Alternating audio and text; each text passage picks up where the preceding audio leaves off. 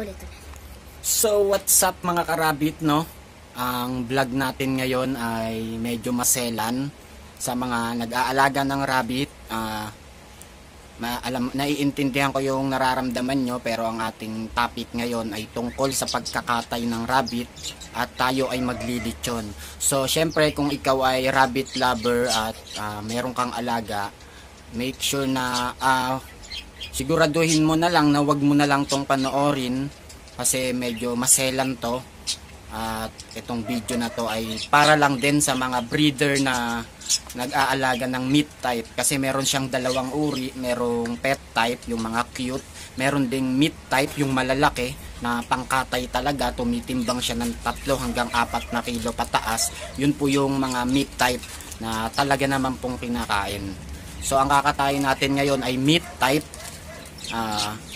Ililitsyon natin. So kung hindi mo kayang panoorin at ikaw ay mapagmahal sa iyong mga rabbit, saludo ako sa iyo at respect na lang po sa aking video, at wag mo na lang din panoorin kung hindi mo gusto itong aking topic. So para naman sa mga gustong magkatay, so ito panoorin nyo po. Let's go.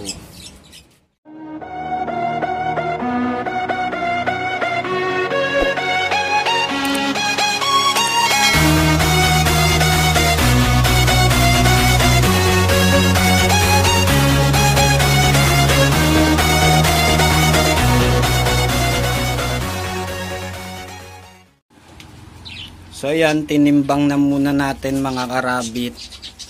So balik kulang-kulang 2 kilo po siya. Ayan. Pero pwede na po itong panlitsyon, gawa ng 2 kilo na po yan.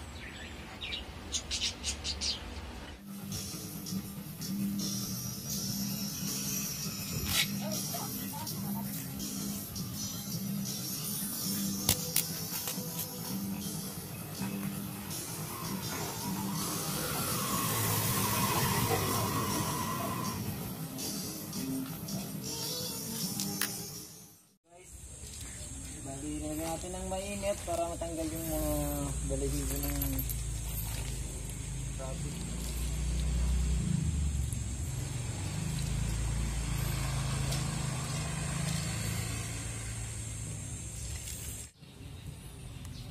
Medyo mainit siya, guys.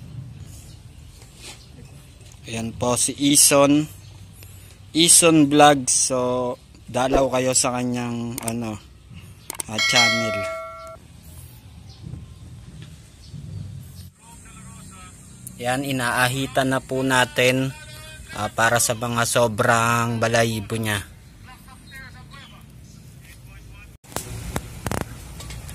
So ito na po mga karabit, yung binuksan na natin yung kanyang tiyan para tanggalin yung mga bituka at laman loob, at tatanggalin na muna rin natin ang puwetan niya. So yan, minamarinate na natin ang ating ililitsyon na rabbit.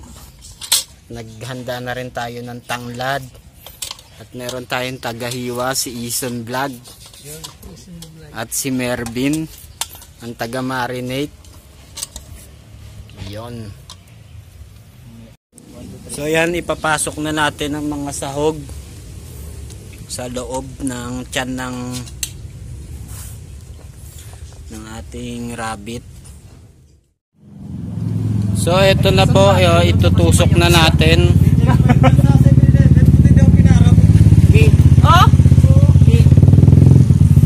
Yan po, itutusok na natin ang ating litsyon. Natahi na rin natin. Ikaw bahala kasi I-ano mo? yan, diba? Tapos I-ano mo? igapang mo na lang doon. Yan. Yan. I-hawakan. Matusukin pa yung kamay ko. Padaanin mo sa laman. Isang rabbit pero ang dami namin. Hawakan mo lang tagay. Yun, ang galing. Okay, so ito guys. Yan na. May isa pa dyan, habak mo. So yan na po ang ating Nililitsyon na natin ang ating lechon rabbit. Ano ba? A few moments later. So yun, luto na ang ating lechon rabbit. So tatanggalin na natin siya sa ating tuhugan at tatadtarin na natin siya.